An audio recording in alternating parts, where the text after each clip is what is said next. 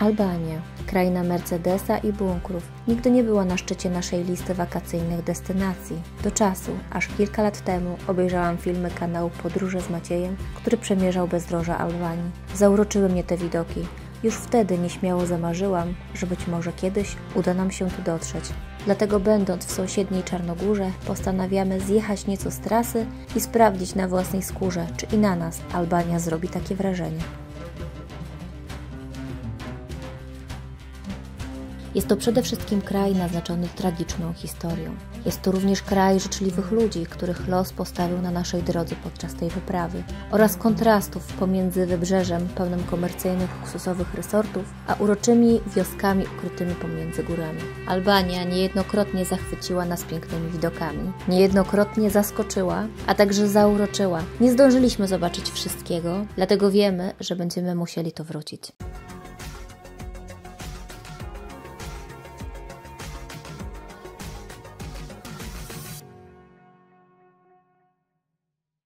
Naszą przygodę z Albanią rozpoczynamy w jej północno-zachodniej części, tuż przy granicy z Czarnogórą w Szkodrze, od zwiedzenia twierdzy Rozafy. To w sumie ile zapłaciłeś za bilety? 3,50 euro albo 400 leków, w zależności w jakiej walucie płacicie. Fajne bilety mają, zobaczcie. Każdy bilet ma następne zdjęcie.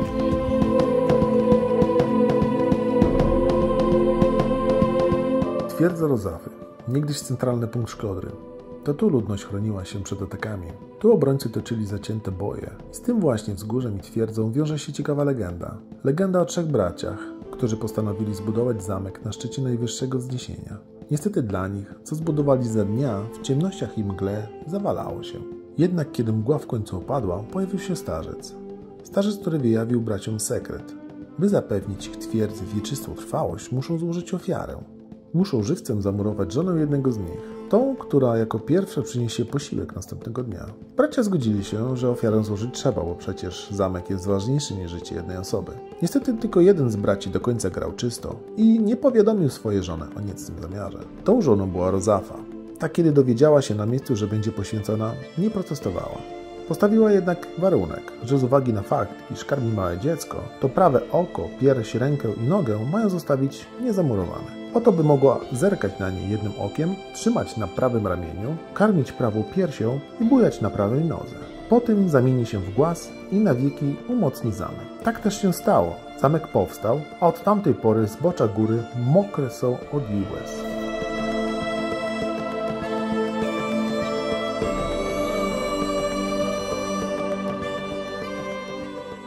Chciałabym powiedzieć, że się zwiedza super fajnie, ale jest tak gorąco, że po prostu po mnie to... Ze mnie to się leje, z chłopaków też. Ciężko jest zwiedzać w takim opale, więc jeśli będziecie mieli możliwość, to róbcie to albo wcześniej rano, my jesteśmy po 12, albo późno po południe, może tuż przed zachodem słońca, na pewno jest znacznie przyjemniej. Miejsce to, co bym powiedziała, coś takiego jak wczoraj oglądaliśmy twierdzę w Starym Gradzie, twierdza w Starym Barze. No, stara twierdza, pozostałości, dużo można zobaczyć, ale może nie dla tych ruin, ale dla samego widoku. Widok, który się stąd rozpościera na Szkodrę i okolice, no jest fantastyczny, to muszę przyznać. Widok jest fenomenalny, na pewno znacznie lepiej wygląda właśnie po wschodzie i tuż przed zachodem słońca. To na pewno jest najlepsze światło. No i też znacznie chłodniej. Więc jeśli macie taką możliwość, to taki tips, zwiedzajcie to właśnie wtedy.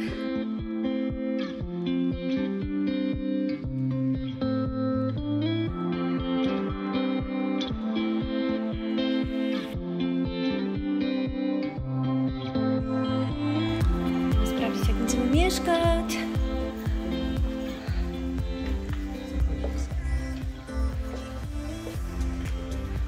Wow, ale tu jest miejsca. A, okej, czyli mamy. Powiem, że jest całkiem dużo przestrzeni. Każdy ma swoje łóżko. Dobra, nie jest to może jakieś mega wielkie mieszkanie, ale jak na pokój.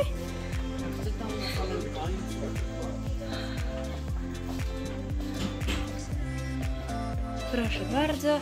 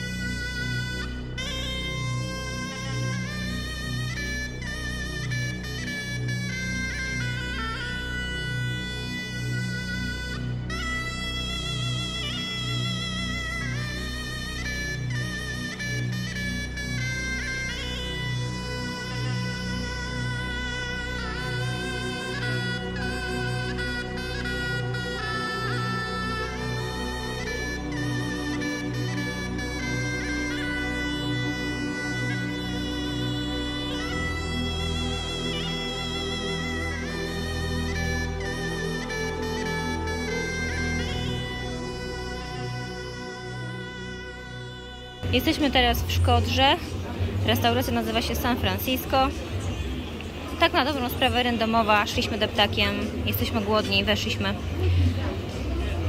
Macie przykładowe ceny.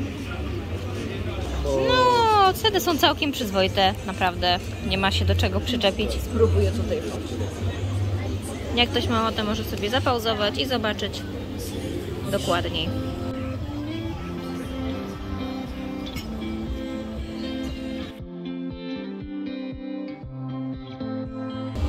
Papryczka.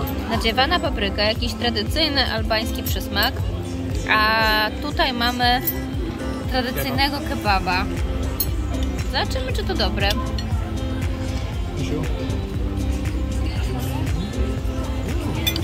To jest dobre.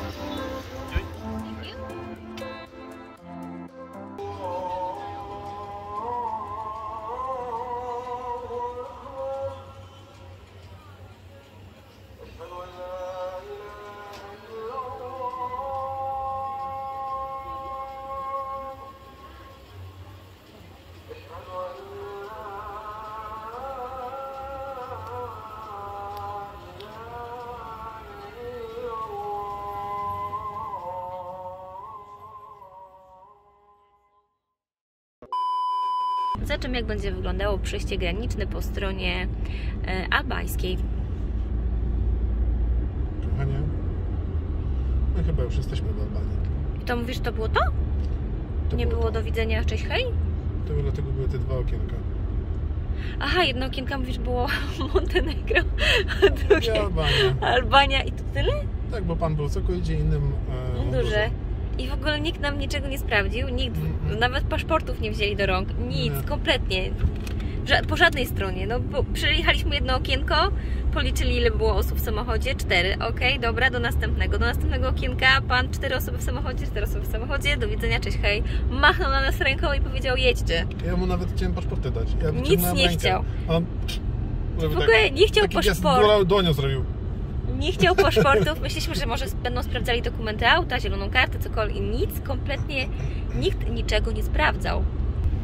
Droga, po której ja jadę 20 na godzinę, nie? Ale powiem Ci, że ten odpoczynek dobrze nam zrobił. Ja mam znowu...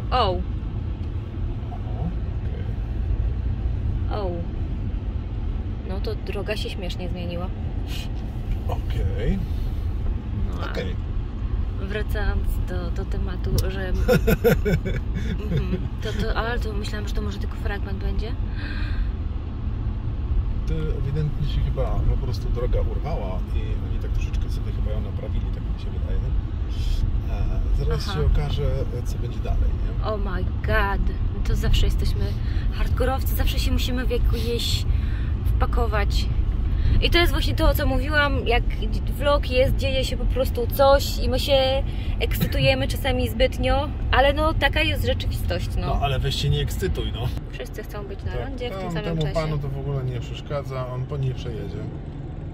Się jeździ po ludziach, zresztą widać tutaj klapek gdzieś leży, to gdzieś został przejechany.